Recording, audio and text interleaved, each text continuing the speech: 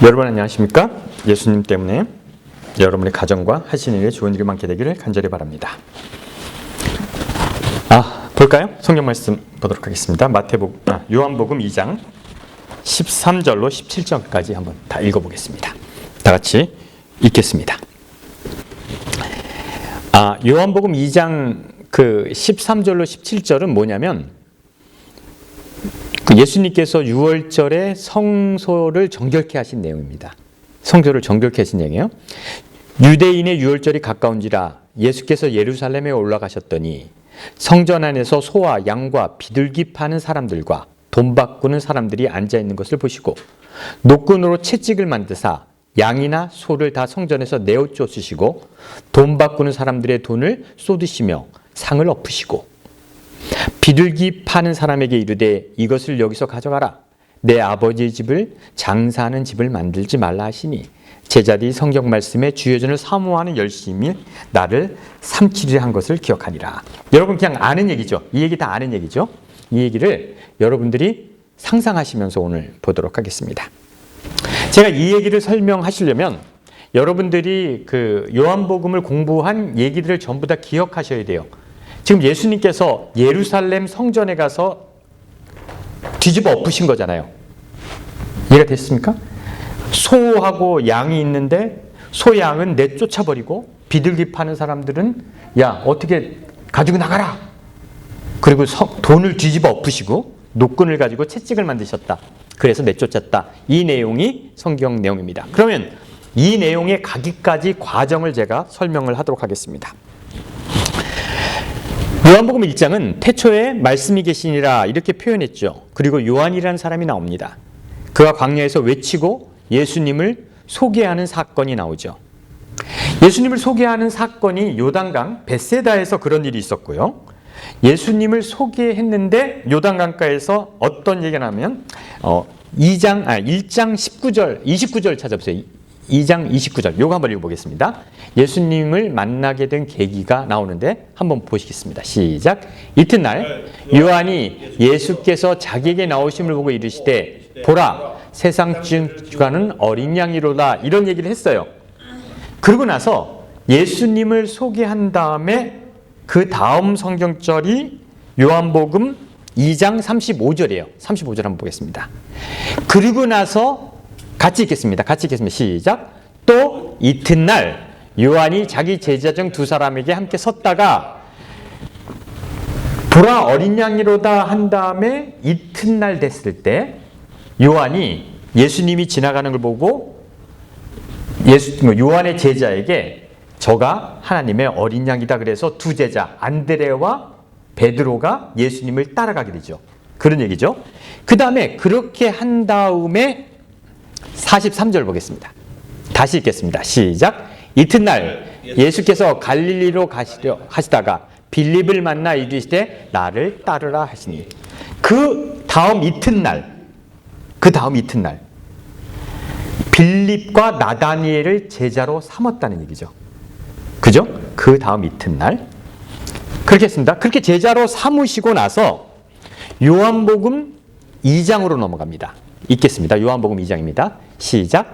사흘째 되던 날 갈릴리 가나에 혼례가 있어 예수의 어머니도 거기에 계시고 원래 번역을 따지면 이것도 이튿날이에요.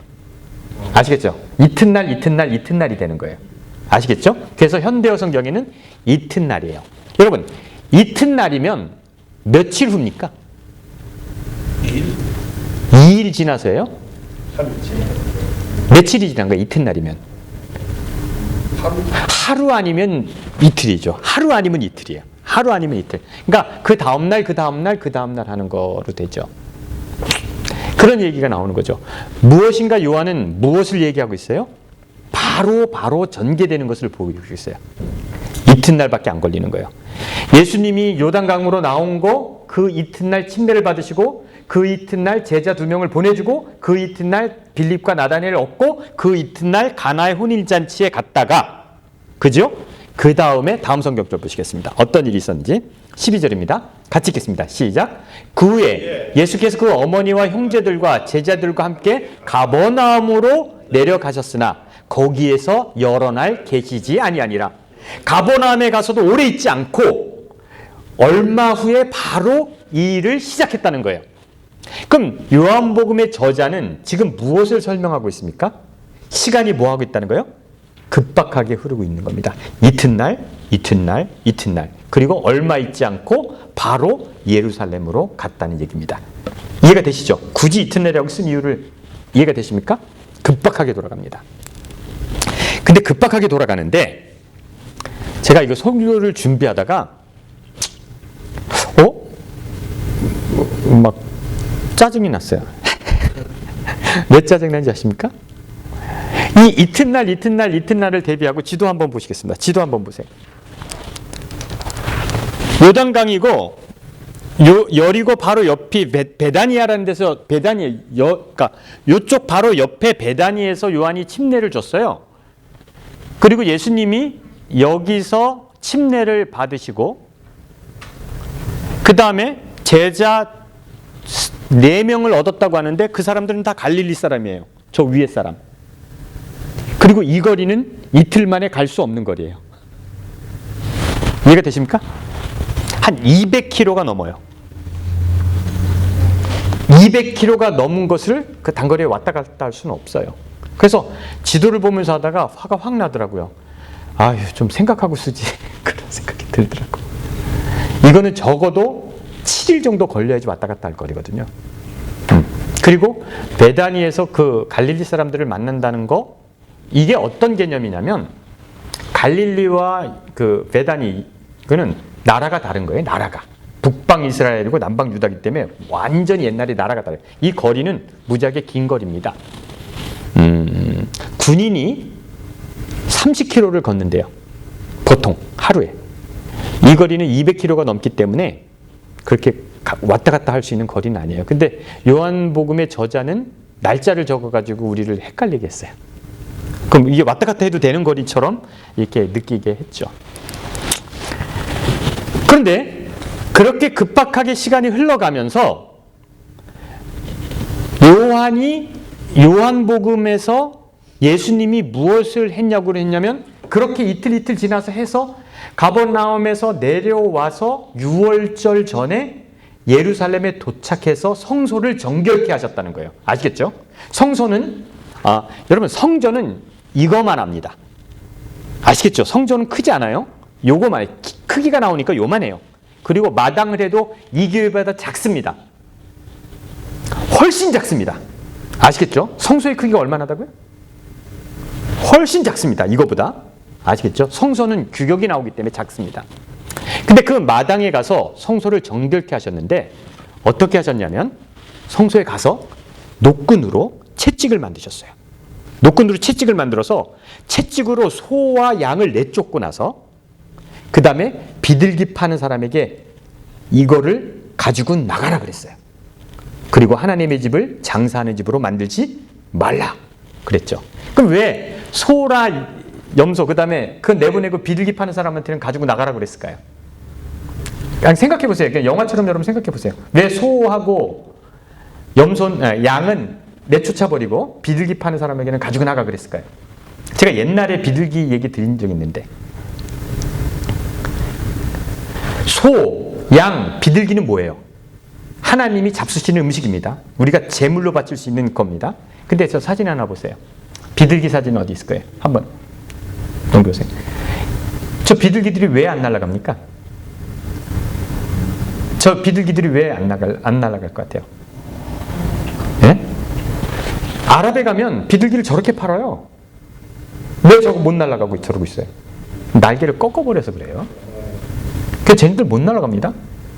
그래서 비둘기 파는 사람은 살아있는 비둘기를 내쫓으면 도망가니까 날개를 저렇게 놨기 때문에 예수님이 비둘기 파는 사람한테는 뭐라고 해요? 가지고 나가라 그러는 거예요. 아시겠죠? 그리고 성전에 돈 바꾸는 사람이 있었다는 얘기는 뭡니까? 성전에 돈을 바꿀 이유는 뭐예요? 성전에서만 통용되는 돈이 있습니다. 하나님은 뭐만 받아요? 아무 돈이나 안 받아요. 성전에서 통용되는 돈을 받아요. 여러분 저런 그런 데 가면 타이나 뭐 이런 나라에 가면 장례식에 우리나라 사람들 죽으면 입에다 뭐 넣어요? 모르셔요? 죽으면 입에다 솜을 넣어요? 그건 요즘이지.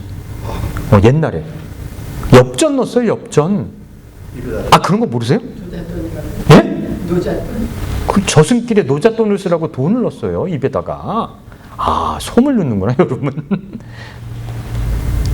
저승길에 노잣돈을 쓰라고 입에다 엽전 넣는 거예요. 근데 티벳 이런 데 가면 화장을 하잖아요. 화장을 할 때 돈까지 태웁니다. 진짜 돈 태워요. 근데 진짜 돈을 태울 것 같아요? 가짜 돈 태울 거예요? 가짜 돈 태우는데 그 중에서도 달러가 제일 잘 팔린답니다. 저승길에도 달러가 좋습니다. 여러분, 미국에 사는 것이 좋은 일이에요. 하나 받는 것보다 달러가 좋아요. 저승길에도 달러가 좋답니다. 성전에는 성전에서 쓰는 돈이 있었어요. 왜 그런 일이 있었을까요? 왜 그런 일이 있을까?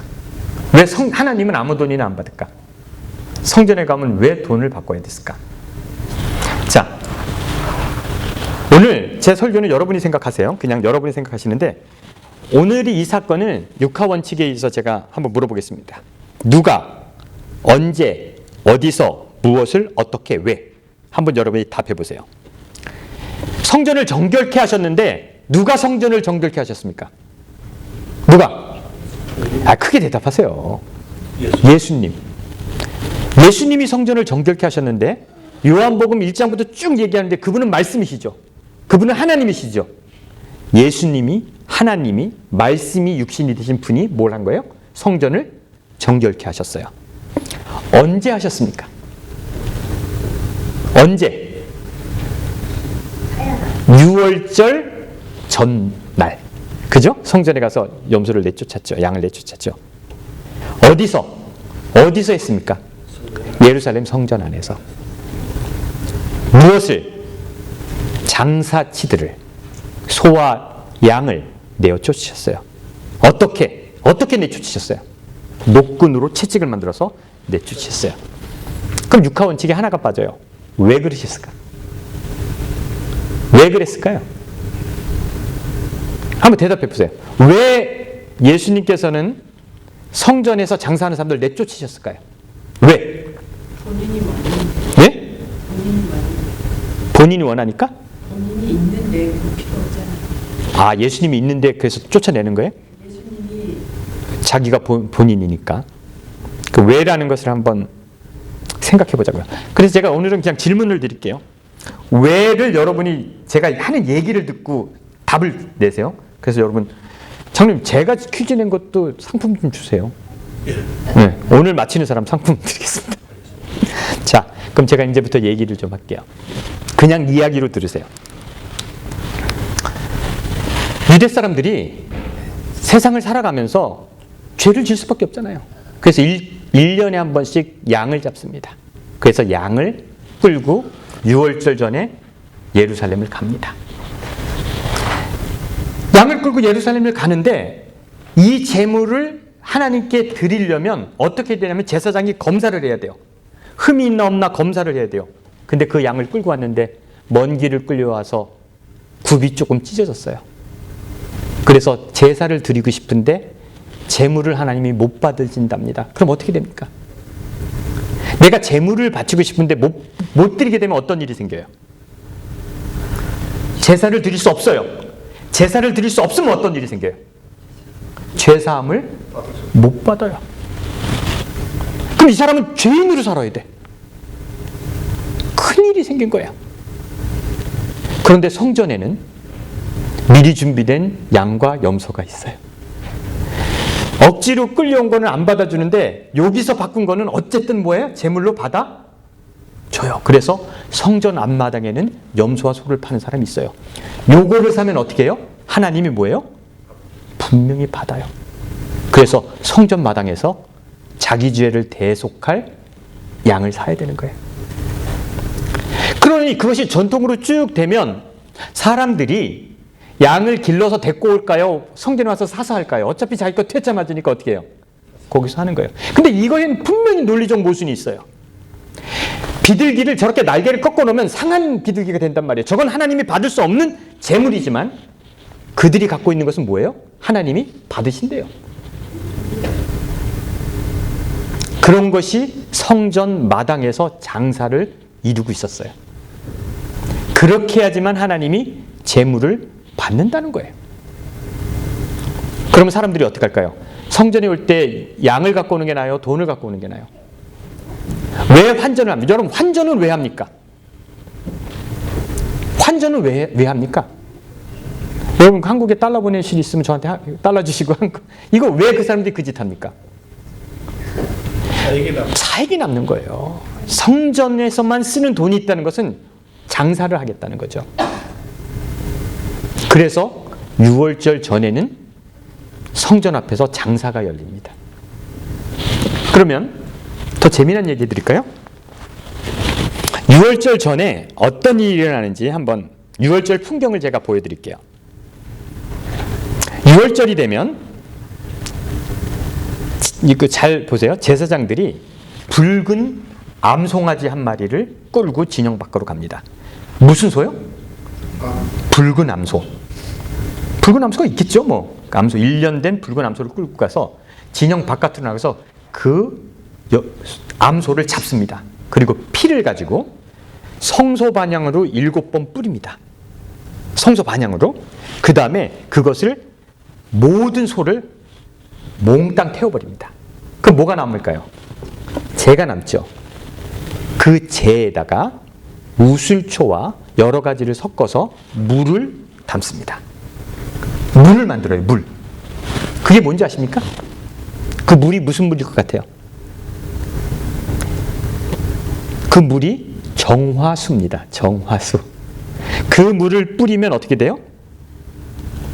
죄가 깨끗해지는 물을 만들어요. 이게 6월절 준비하는 겁니다. 제사장들이. 그리고 나서 성전 봉사자들이 예루살렘에 오는 길목마다 모든 무덤들이 있을 거 아니에요. 무덤들. 무덤에다가 하얀 회칠을 합니다. 여긴 무덤이니까 지나치지 마라. 왜요? 무덤을 밟고 지나가면 며칠간 부정합니까? 7일간 부정합니다. 근데 본의 아니게 시체를 만지거나 본의 아니게 무덤 옆을 지나간 사람은 7일 동안 예루살렘에 들어올 수 없어요. 부정하니까. 그런 사람들은 어떻게 정화할 수 있어요? 요 정화수를 뿌리면 정화할 수 있어요. 여러분, 제가 얘기하는 것에 어떤 일이 발생할지를 여러분이 생각하세요. 옛날에 그 박태선이가 자기 발 씻은 물 판 거 아십니까? 알아요, 몰라요? 몰라요? 박태선이 발을 담근 물을 팔았어요. 병이 치료된다고. 신앙촌에서. 아직도 그 짓 많이 합니다. 그 물이 사람을 정결케 한다는 겁니다. 또 6월절 준비하는 과정은 또 이런 것이 있습니다. 여러분, 다윗이 밧세바를 범하고 나서 나단이 와서 뭐라고 하니까 그 다윗이 쓴 시가 있어요. 그게 시편 51편인데 우슬초로 나를 정결케 하소서, 이런 게 있거든요. 이게 그걸 뿌려서 나를 정결케 하소서라는 얘기예요. 아시겠죠? 그 물을 뿌리면 정결케 된다는 거예요. 6월절이 되면 모든 가정에서 어떤 것을 깨버려야 되냐면 질그릇을 깨버려야 됩니다. 질그릇이란 게 뭐예요? 질그릇. 흙으로 만든 그릇. 우리나라 항아리 같은 거. 이런 건 깨버려야 돼요. 1년에 한 번씩 그걸 깨버려야 됩니다. 돌로 만든 그릇이나 노수로 만든 그릇은 정결수로 깨끗하게 하면 깨끗해져요. 그러나 질그릇은 깨야 합니다. 그래서 매년 질그릇을 바꿉니다. 그런데 예루살렘 서쪽에 모디인이라는 곳이 있는데 그곳은 제사장들이 은퇴하면 사는 곳이에요. 제사장들이 더 이상 성소 봉사를 하면 못하면 사는 곳인데 그 모디인이라는 동네의 질그릇은 거룩하다고 그래요. 그래서 그 질그릇으로 바꾸는 것이 가장 하나님이 원하시는 거라고 그래요. 그래서 1년에 한 번 뭐를 바꿔요? 질그릇을 바꿉니다. 질그릇은 깨버려요. 이건 정화가 되지 않아요. 그래서 가나의 혼인잔치에 돌 항아리에 있었다고 하는 것이 뭐냐면 돌 항아리는 정화수로 정결케 되기 때문에 질그릇은 안 쓰는 거예요. 그런 거는.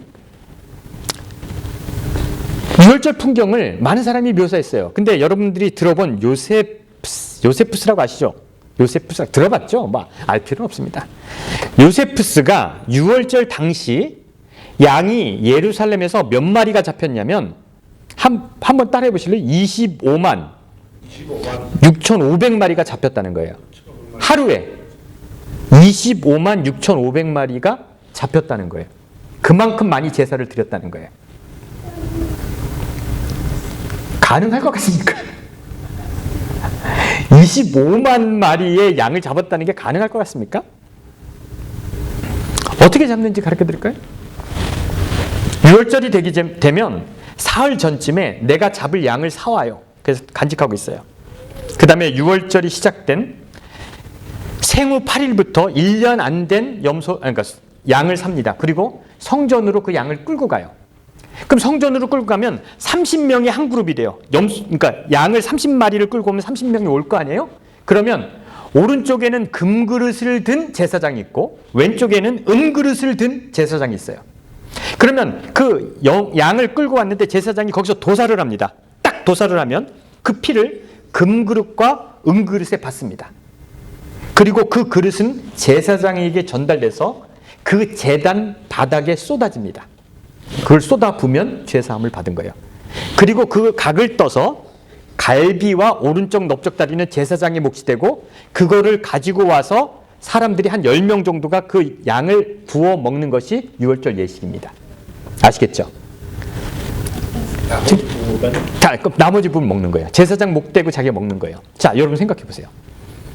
25만 6천 마리가 잡혔는데 그 피를 제단에다 쏟았다. 여러분 그런 거 잡는 거 보셨어요? 저는 봤어요. 염소를 잡든 소를 잡든 목을 탁 해서 피를 빼면요. 피가 얼마나 많이 나오는지 아세요? 나 소 잡는 걸 봤는데 소를 이렇게 딱 해서 목을 싹 빼니까요. 콸콸콸콸 피가 나요. 콸콸콸콸. 소는. 그래서 유대 방식이나 피를 다 빼는 방식이기 때문에 피가 엄청납니다. 그거를 25만 6,500마리를 제단에 피를 뿌렸다. 상상해 보세요. 가능합니까? 안 가능합니까? 여러분 생각해 보세요. 파리 난리지. 염소 울어 돼지 옆에서 벗기지. 피는 말도 안 되는 얘기잖아요. 이렇게 하는 거예요. 이게 유월절이라는 거예요. 성경에서 말하는 유월절이 이렇다는 거예요. 그리고 요세푸스라는 신학자는 뻥이 심했다고 그래요.